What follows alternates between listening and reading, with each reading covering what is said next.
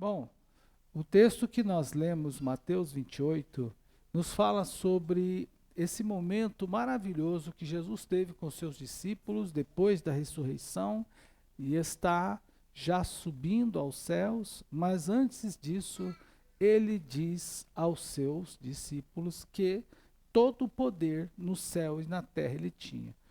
Irmãos, ali eu já imagino que isso foi um certo conforto para os discípulos, porque é, muitas vezes nós temos medo do que tem na terra e até medo do que tem no céu. Jesus disse não, em outras palavras, Jesus estava dizendo: não fiquem com medo, porque eu tenho poder no céu e na terra, então está tudo sob meu controle. Então já era uma situação de acalmar os discípulos, de tranquilizá-los nisso. Porém, é nesse momento de tranquilidade que Jesus entrega aos discípulos a missão de evangelizar. Não só evangelizar, não é só anunciar Jesus às pessoas, mas é também de ensinar. E não é só fazer isso, mas também de fazer discípulos. Não é só pregar, não é só não é só anunciar o evangelho, não é só ensinar, mas é fazer o discípulo.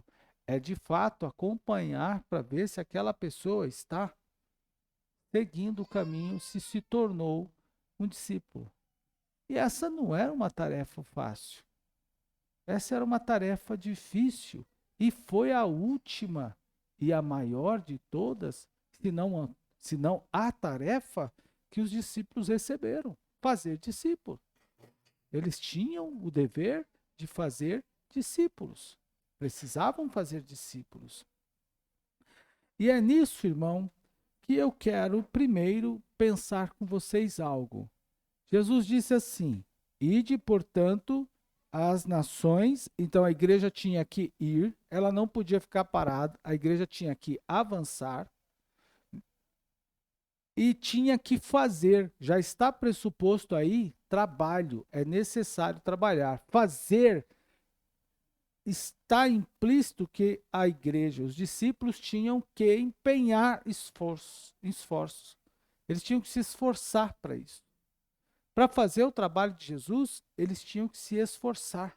Não era um trabalho, não, não, não, eles não podiam pensar que o trabalho viria ao seu encontro e que eles não iriam fazer esse trabalho sem nenhum esforço. Não, eles tinham que ir em busca desse trabalho. Em seguida, eles tinham também que empenhar esforços físicos para fazer esse trabalho. Tinham que se desprender dos seus negócios, desprender de sua família, desprender daquilo, dos seus interesses. Vocês já pararam para pensar? A Bíblia fala que Pedro tinha uma sogra. Embora o apóstolo Paulo fala que os apóstolos, ao saírem para pregar o evangelho, levavam as suas esposas. E ele cita Pedro. Então, temos como pensamos que Pedro tinha uma esposa e, como um casal, tinha filhos. Vamos imaginar assim. Vocês já pararam para pensar quais seriam os interesses dos filhos de Pedro, uma vez que Jesus os chamou para ser pescadores de homem? E agora foram viver na dependência de Jesus? E detalhe, levado onde Jesus os queria enviar? E os interesses dos filhos dele, por exemplo, para onde foram? O que aconteceu? Nós não falamos disso, não é? Então, para a gente sair de um lugar, para gente mudar de direção, a gente precisa se esforçar. No caso de fazer o trabalho de Jesus, a gente também precisa se esforçar. E nesse esforço inclui, inclusive, irmãos, a conduzir a nossa família. A nossa família, nesse esforço, a nossa família precisa, eu vou usar a palavra comprar, mas a nossa família precisa estar no nosso barco. Se ela não estiver no nosso barco, a gente fica mal. A irmã outro dia testemunhou aqui que quando a filha estava ausente da igreja, ela não ficou bem. Então, a família no barco é outra coisa. É gostoso vir para a igreja e estar com a família reunida. Você daqui a pouco vai terminar o culto, vai comer uma pizza, vai fazer um jantar, né? Vai jantar, vai fazer um programa com a sua família, seja ele qual for, até mesmo se preparar. Aliás, daqui a pouquinho a gente vai ter lá o nosso podcast também, e com certeza vamos falar sobre o nosso programa de escola dominical desse ano, e eu quero que vocês, todas as dúvidas que vocês tiverem do que vamos fazer esse ano, vocês podem enviar lá que a gente também vai responder. Mas, irmão, é esforço. Mas é bom ter a família junto. Agora, ter a família junto na igreja não é uma coisa, não é um trabalho simples. Tipo assim, vamos todo mundo para a igreja e acabou. Não. Vai todo mundo para a igreja e acabou. Irmão, lembre-se que o vento leva as nossas palavras. Mas as nossas atitudes penetram o coração das pessoas. Mandar alguém para a igreja e não ir é o mesmo que dizer para essa pessoa não ir também. Se você fala para alguém, você tem que ir para a igreja e você não vai, essa pessoa provavelmente não irá. Então, ainda falando nisso, qual empenho temos que fazer para cumprir essa missão? Porque os discípulos receberam a missão de fazer. Só que eles já passaram. Depois dos discípulos vieram outros, que também já foram. Agora é a nossa vez. É o nosso momento. E alguém dirá assim, mas nos dias de Jesus, os discípulos não tinham problemas, tipo, contas para pagar. Tinham, foram cobrados. Os discípulos não tinham conta para pagar. Tinham, foram cobrados. Então, eles tinham os mesmos problemas que nós. Ah, pastor, mas os discípulos não tinham problemas de transporte. Ué, o único transporte que eles tinham ou era animal ou barco. Não tinha ônibus, não tinha Uber, não tinham automóvel. Ou eles tinham um animal, ou montavam lá no seu animal, ou tinham que ter um barco, ou então iam a pé. Então o trânsito era difícil, eles tinham os mesmos problemas que nós. Todavia, fizeram o trabalho. E nós? E o apóstolo Paulo diz que Deus cuidou dele em tudo. Não deixou faltar nada. Aliás, se tem uma coisa que nós podemos dizer, seguramente, é que Deus não nos deixa faltar nada. Ele supre as nossas necessidades em tudo. Agora, irmãos, nós precisamos, então, entender que essa missão dada aos discípulos aqui veio a nós. E não só as pessoas que estão com tempo disponíveis. Ah, só vai fazer a obra de Deus quem tem tempo disponível. Onde está isso na Bíblia? Não é só quem tem tempo disponível. Não é só para quem está literalmente desocupado. Tira essa ideia de que fazer a obra de Deus, eu não consigo, pastor, porque eu estou trabalhando. Eu também trabalho. E todos que fazem a obra de Deus trabalham. Tem coisas que não dá para a gente fazer. Mas a gente coloca na agenda e faz. Naquele momento em que nós estamos também trabalhando secularmente falando. Agora é necessário, irmão, a igreja entender que precisa de mão de obra. Não se faz a obra de Deus sem mão de obra. Nossa missão, olhe para mim aqui, a nossa missão não é construir um prédio. Não é construir um megatemplo. A nossa missão não é, irmão, comprar imóveis. É fazer discípulos de Jesus. Mas então, pastor, por que estamos fazendo? Se não nos encontrarmos aqui, como saberemos que você está se tornando um discípulo de Jesus? Então nos reunimos aqui, por isso precisamos do templo.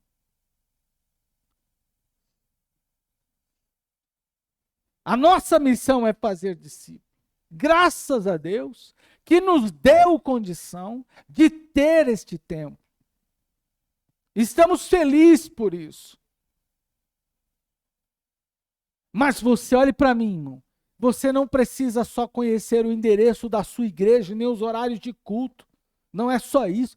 Você precisa conhecer o seu Deus. Você precisa conhecer o livro do seu Deus. Você precisa conhecer o que diz o seu Deus acerca de tudo que você pensa. Esta é a nossa missão. Enquanto você não souber isso, você está num processo de discipulado.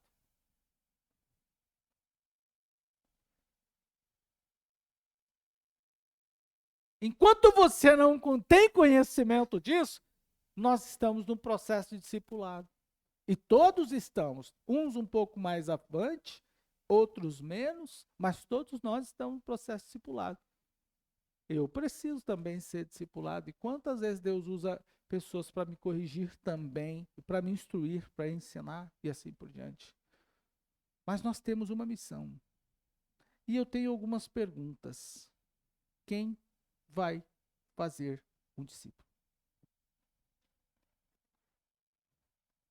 Eu preguei aqui, na semana passada, não lembro se dia foi, se foi na quarta-feira, que entreguei o panfleto para uma pessoa uma certa vez, e ela, ao ver o panfleto, nós estávamos fazendo uma ação de evangelização, e ela disse assim, não, isso aí não é para mim, não. Isso não é para mim. Isso não é para mim. Quem vai fazer discípulo?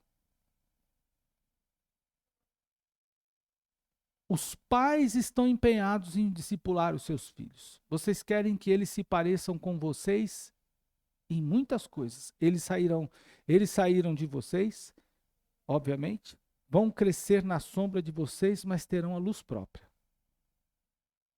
Vão brilhar com a luz própria, mas vocês estão empenhando tempo. Vocês estão gastando tempo nisso. Não estão? Tem pai que pega a criança, isso não é assim, outro é assim. Tem pai que leva para fazer aquilo, tem pai que ensina a corrigir. Papai ensina o menino a usar o banheiro. Me lembro de um amigo que é separado e a filha ficou com ele e ele falou assim, uma das dificuldades maiores que eu tive foi quando a minha menina se tornando mocinha, e precisava ir ao banheiro, precisava de cuidados femininos em determinados locais, e a gente estava fora de casa, a gente estava no aeroporto, ou estava numa rodoviária, e aí, como é que eu faço? Eu paro a primeira pessoa que entra, como é que eu levar para o banheiro masculino não podia, não é? Aí passava uma mulher, a senhora pode levar minha filha, por exemplo? Os pais levam os seus filhos. Você corrige o seu filho, você gasta tempo.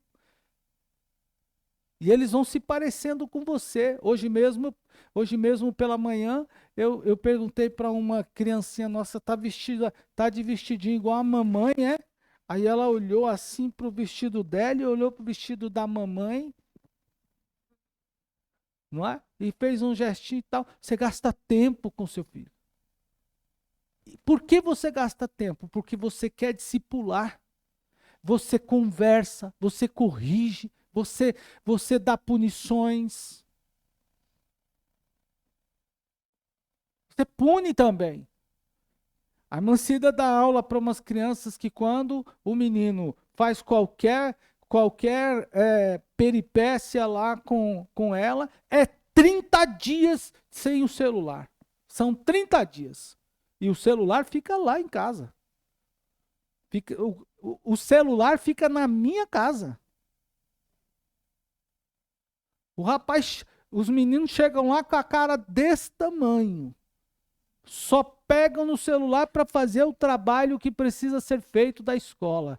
Quando terminam, entregam o celular. Ficam contando no relógio. Quando dá os 30 dias, são 30 dias. Quando completa os 30 dias, lá vão eles buscar. Aí, de repente, vem outra malcriação. Mais 30 dias. Então a irmã Cida já fala, já sabe o que vai acontecer. Responde mal. Xinga o menininho do lado. Faz isso, faz aquilo para ver o que vai acontecer. Aí, não. Esta irmã utilizou pessoas ao seu redor para também discipular a sua criança. Disciplina não é só de uma forma. Fazer um discípulo não é só de um jeito. Não é só comprar a mesma roupa, não é só ir aos mesmos lugares, não é só ensinar os mesmos valores, a mesma fé, a mesma doutrina, não, é corrigir também. Mas por que eu disse isso? Porque toma tempo, estratégia. Como que eu vou discipular essa pessoa? Nós, cristãos, precisamos também discipular outros cristãos. Você que já é um cristão, você que já tem um certo conhecimento da palavra de Deus, precisa se envolver no processo de discipulado de outra pessoa. Você não pode pensar, está errado esse pensamento. E se pensa assim, deixe isso agora, está errado. Discipulado ou discipular alguém é só para o pastor. O pastor que discipula, não, isso está errado. Esse pensamento está errado e precisa ser deixado de lado hoje. Discipular alguém é para mim e para você também. Agora, irmão, quem vai fazer? A igreja precisa fazer. E para fazer isso, é preciso ter mão de obra. Então pergunto, quem quer?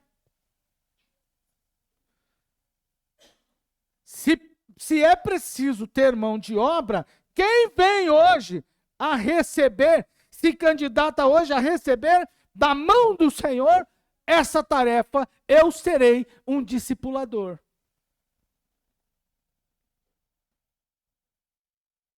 Ainda tem crente, irmão, ainda tem crente nos dias de hoje que tem fé em Deus assim, ó.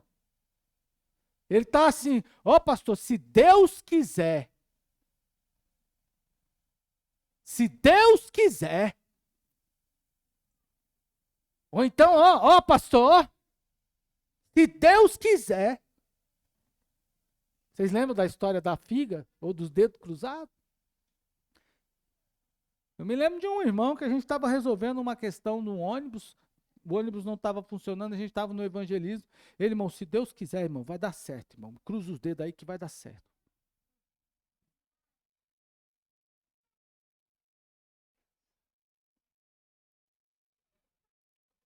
Ainda tem crente que tem medo de passar por baixo debaixo da escada. Ainda tem crente cheio de simpatias. Ainda tem crente, irmão, com todo esse sincretismo católico que a gente precisa deixar de lado.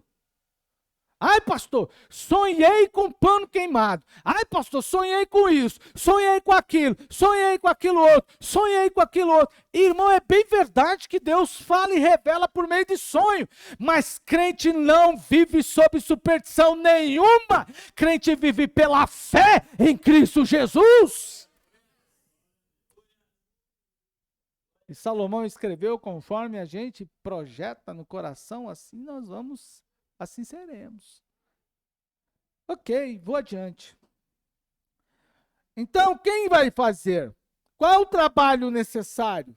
Qual o trabalho que eu vou começar, qual o trabalho precisa para eu fazer, ou para construir outros obreiros? Se estamos falando de discipulado, qual o trabalho é preciso para fazer outros obreiros? Olhem para mim. Quer ser obreiro, irmão? Você vai ter que entrar pelo caminho do discipulado, querido. Não tem jeito. Não tem como ser um obreiro iFood. Só vivendo de iFood. Me chama quando preciso de mim. Vai pro ralo, vai ralar. Arregaçar a manga e vai ralar. O obreiro tem que entrar pelo caminho, tem que ralar. E ele é reconhecido pela igreja. É a igreja que reconhece o obreiro. A igreja começa a ver o irmão, começa a ver o irmão, começa a ver o outro, porque o cara está ali na igreja, ele tá ralando dentro da igreja. Ralando no sentido que eu estou falando, que ele está trabalhando. Aí vai estudar, vai ser assíduo na escola bíblica, assíduo no culto de oração. Quer ser obreiro. Mas nós, como obreiro, então, a gente pensa numa forma de discipular o obreiro. Então, vamos criar mecanismos para isso. Quais? Vamos fazer, por exemplo, as nossas reuniões. Vamos dar a oportunidade de estudar teologia. Faremos isso, faremos aquilo outro. Chegou um sujeito uma certa vez e disse a mim assim, Deus me chamou para ser pastor de igreja. Eu falei, glória a Jesus por isso. E eu falei, e o senhor é o quê? Hoje ele disse assim, eu sou cooperador, mas está errado, não sou, porque Deus falou para mim que eu vou ser pastor, e eu vou congregar numa igreja, eu quero até para a sua igreja, mas se for para ser porteiro, nem lá eu entro. E o senhor conhece esse camarada aí? Eu acho que o senhor conhece ele. E quem trouxe o senhor para cá, também trouxe ele. Eu falei, ah, é? Pois eu cresci com os pastores que me chamavam de manhã, de tarde, de noite, vem aqui, vai ali, vai acolá, faz isso, faz aquilo, vai acolá, faz aquilo outro, corre por aqui, vai para o evangelismo, vai orar comigo, vem não sei o quê, vamos para essa casa, vamos para a visita, vamos para casa do irmão, vamos para casa do outro, vamos para casa do lá, vamos para aqui, vamos para ali, vamos para aquilo, envolvido na igreja até o talo. Domingo de manhã vinha para a escola dominical, daqui a pouco o pastor marca o culto, o evangelismo vai fazer, e a gente, meu Deus, um dia Mancida brava comigo, porque não para nem para almoçar direito, aí eu tive que arrumar uma confusãozinha com ela naquele dia. Aí ela saiu para ir evangelizar e tinha deixado umas loucinhas em cima da pia secando. Eu fiz um bilhetão e falei, tá vendo? Olha lá, nem secou a louça e já foi orar com as irmãs. E fica reclamando de mim que estou indo fazer um trabalhinho ali com os irmãos. Assim, aí eu fiz o bilhetão, coloquei o bilhetão bem grande, bem com a cartolina para devolver. Tá vendo como é? Tu tá envolvido com as irmãs da oração, foi lá fazer o trabalho, agora eu que estou envolvido com a evangelização, estava pegando. Mas é assim mesmo, irmão. A gente é o tempo todo trabalhando. Glória a Deus por isso. Mas quem é que vai fazer? Eu falei só desse campo, podia falar do campo da música. Como é que a gente vai fazer? Temos uma escola de música? Temos que ter. Olha, irmão, olha aqui. As crianças precisam aprender música, a cantar desde pequenininho, irmão. Esse trabalho tem que vir lá do berço.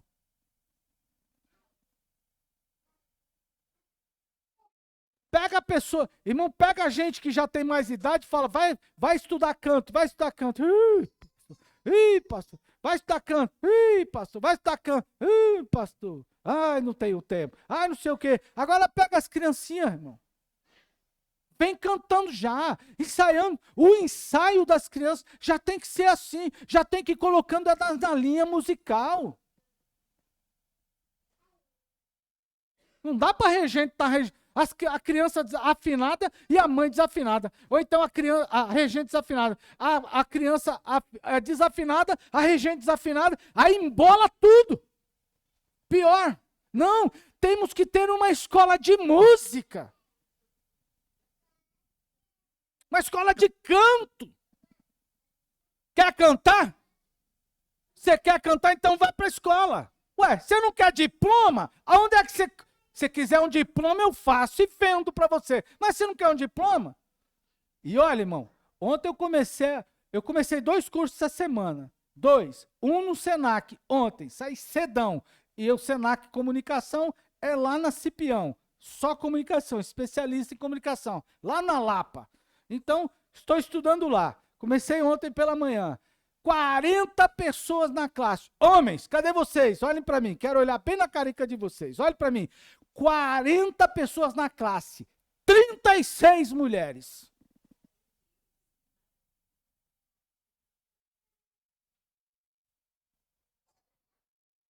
Quarenta pessoas na sala, 36 mulheres. Nada contra as mulheres, glória a Deus. Tinha que ter 40 mulheres e 40 homens. Cadê os homens? Quantos já usam o costume? Quantos já têm a fala? Eu não, pastor, não tenho mais tempo para estudar. Já passou meu tempo. Já morreu? Não somos católicos, mas para quem é que a gente tem que fazer a missa do 7º dia aí?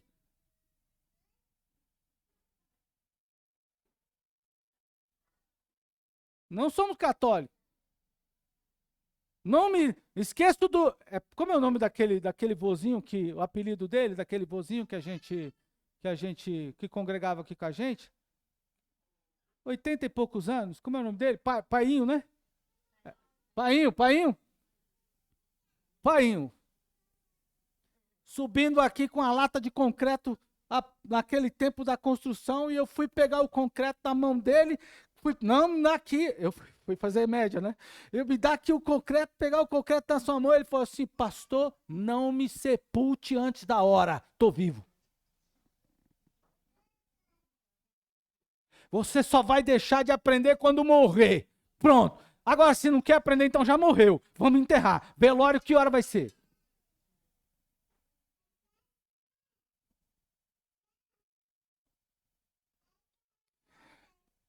Ok. Então, quem vai fazer? Como vai ser feito? Nós temos um processo de discipulado aqui. Quando? Por exemplo, irmão, e aí eu vou tomar esses minutos restantes sobre esse tema. Um dos métodos dos meios que temos aqui para discipular é a escola dominical. Nós podemos cumprir a missão, inclusive, aqui na escola bíblica. Podemos cumprir nos cultos domésticos. Podemos cumprir no ensino pessoal. Podemos cumprir essa missão de discipular em momentos especiais, como numa reunião de obreiro também. Olhem aqui para mim. Mas eu vou falar apenas da escola dominical. A escola dominical é um meio de levar as pessoas, de fazer com que as pessoas se tornem um discípulo de Jesus. E nós, como igreja de Deus, precisamos entender que a escola não é um ajuntamento apenas porque o pastor quer. Não, eu não vou, eu vou para a escola, senão o pastor Marcos vai ficar pegando no meu pé. Tu levanta de manhã para ir trabalhar. Se o governo falar assim, os 50 primeiros que chegarem aqui às 3 da manhã, amanhã vão ganhar 15 mil reais, duvido que tu não vai tentar chegar pelo menos dentro do primeiro. Não vai nem dormir hoje.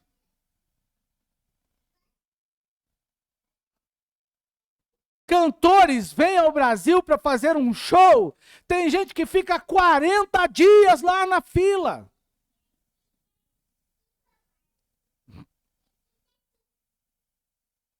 E duro. As mães também. Quando você fala assim, são só adolescentes, as mães estão lá. Eu perguntei esses dias que eu estava vendo o show, eu estava vendo essa reportagem de uma artista que estava vindo fazer um show aqui no Brasil. A mulher falou assim: nossa, eu estou aqui já há 16 dias, e eu cheio de dor. Eu fiquei perguntando: cadê a dor de coluna? Porque ela falou: cheio de dor, cadê a dor de coluna? Cadê o bico de papagaio? Cadê a pressão alta? Cadê os problemas? Ué, nada disso impede a pessoa de ficar 15, 16 dias numa fila para assistir a um show. Mas quando tratamos da escola dominical, eu tenho dor no pé, eu tenho dor no olho, eu tenho dor no fígado, eu tô com dor no rim, eu tô com dor no braço, eu tô com dor no cabelo, eu tô com dor na menina do olho, eu tô com dor em tudo quanto é lugar. Não tem uma parte da minha vida que não dói, então o que eu faço?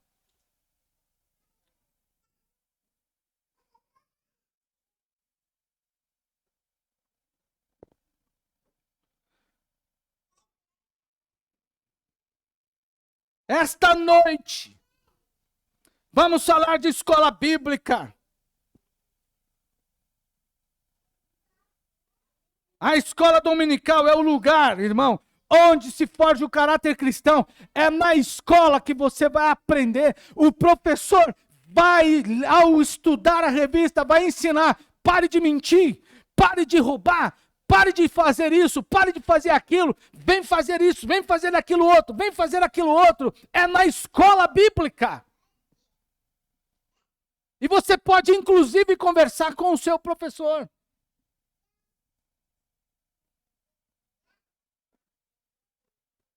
Mas tem métodos. Ah, pastor, eu não gosto da escola bíblica, porque a escola bíblica, o pastor fica só falando, o professor fica só falando. Tem métodos variados. Expositivo. Eu vou ensinar você e você vai ouvir o que eu vou dizer. Perguntas e respostas. E aí, o que é que você entendeu? Existem outros métodos construtivos. Então, você leu a revista? Traga a lição para nós. São métodos diferentes. Tem gente aqui que quando chegou à escola bíblica não falava um A, irmão, mas agora já está falando A, B, C, D, E, F, G, H. Ainda não está falando o X, o Y, Z. E nós vamos continuar forçando. E vai falar o X, o Y, o Z também. Tem métodos diferentes, métodos distintos. Para quem não sabe, eu quero pregar, mas não sei o que pregar. A escola nos dá mensagem. A lição bíblica nos dá mensagem. A revista Lições Bíblicas nos fornece mensagem. Tem esboços prontos lá. Que você tem que pegar aquela lição, você vai esmiuçar aquilo, anotar o que você aprendeu na sala de aula, leva para a sua escola, leva para o seu trabalho, leva para o seu amigo, leva para casa. George Whitefield, um pregador de séculos passados, fazia o seguinte, distribuiu cópia do seu sermão, olhe para aqui, aos irmãos, e os irmãos tinham que colocar esses esboços na casa, e fazer essas pregações, discutir com a família. Vocês precisam discutir a mensagem da escola em casa, com a família. Irmão, nós precisamos trazer o tema da revista para os momentos que a gente está em família, do culto, a pregação do culto. Tem umas crianças que hoje estão inspiradas aí também, né? Glória a Deus, diga glória ao Senhor. Faz parte, daqui um dia vamos ter essa linha deles lá. Aí vamos deixar eles soltarem a boca. Mas faz parte, né? Graças a Deus que falam, né, irmão? O menino, o irmão falou assim, nossa, pastor, não vou na igreja que meu menino fala demais. Falei, graças a Deus que ele fala, irmão. Deixa ele falando assim, leva para a igreja. Não tem problema. Então, é um esboço. A gente precisa ter. Tem revistas. Revista para os alunos de diferentes faixas etárias. Olha, irmão, eu falei aqui, eu estou seriamente pensando em mexer num vespeiro nesses dias. Há uns 10 anos, fiz uma semana da consagração em que a gente tinha que se abster da internet. Vocês se lembram? Acho que vou mexer num vespeiro de novo. Vamos arrancar o celular da mão do povo por alguns dias? Só para atividades profissionais? Tudo bem, pastor. Não vai dar. Mas se eu fizer um programa de meditação para você a semana inteira, será que você vai fazer? A gente muitas vezes não fala isso, irmão. Não faz isso. É preciso empenhar esforço para fazer o discipulado. Mas ainda avançando já também para o fim, é na escola dominical que a gente fala com a revista de estudos, a gente fala a linguagem um do outro. Viram o Gustavo hoje? Eu fiquei impressionado. Gustavo hoje chegou aqui com um fone azulão. Foi? É? E ele deixou nós adultos. Foi a coisa mais linda. Gustavo vem com um cafezinho e tal, garrafinha do café, aquela coisa toda. Irmã Janira hoje, né? Mas que negócio é esse? As irmãs, mas que coisa foi essa? Gustavo chegou com a garrafinha, não sei o que, um foninho de azul. Eu falei, mas pra onde que ele tá indo com esse fone de azul? Eu não tinha me tocado, né? Eu não tinha me tocado. Ele chegou todo descoladão, né? Desculpe a palavra. Hã? Todo descoladão e tal. Eu falei, Michel, faz um favor, sobe lá e pede pro Gustavo mandar a garrafinha do café, né? Porque aqui nós precisamos sem café. Michel desceu com 2 copinhos de Toddy e 2 copinhos de Toddy e falou assim: é o que sobrou. A galera dele, pré-adolescente, nem lembro, juvenil, bebeu tudo. Aí eu falei, mas que Toddy? Ué, que história é essa de Todd? Todd, não foi? Eu fiquei assim, Michel, para de brincadeira, Michel. Volta lá e pega a garrafa. O Michel não estava acreditando. Pega a garrafa de café. Não, pastor, é que o Gustavo fez Todd.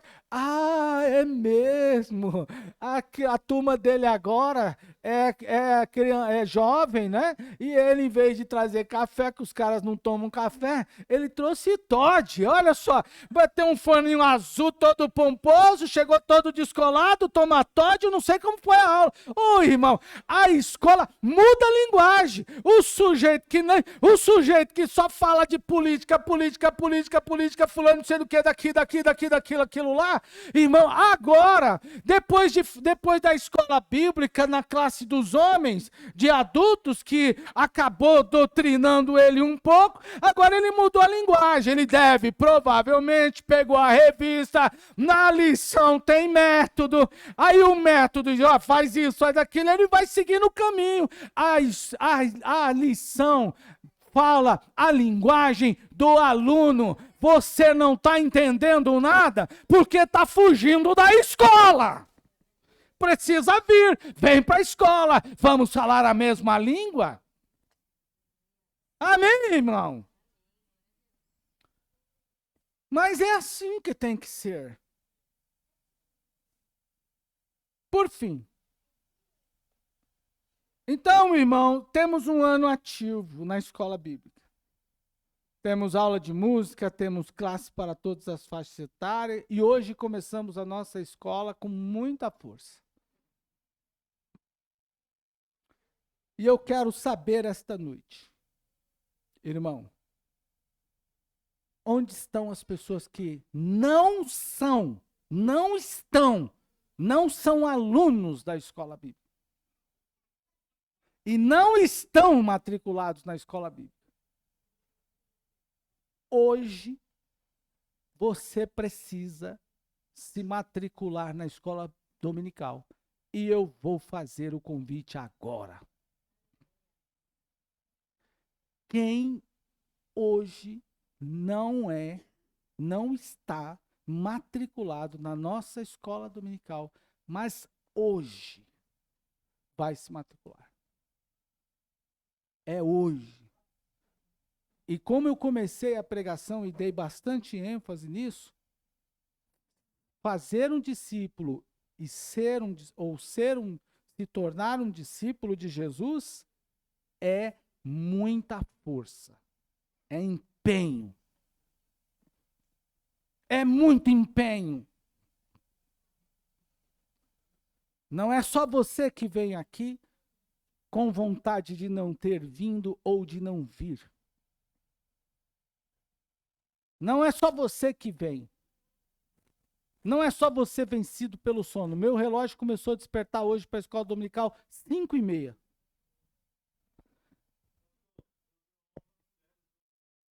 Dei. Homens também.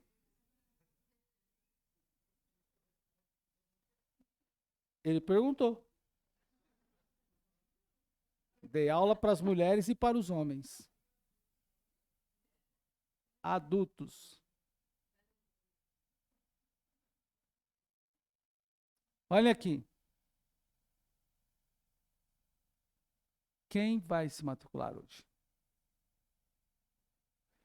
Gustavo leu o versículo chave para esse momento.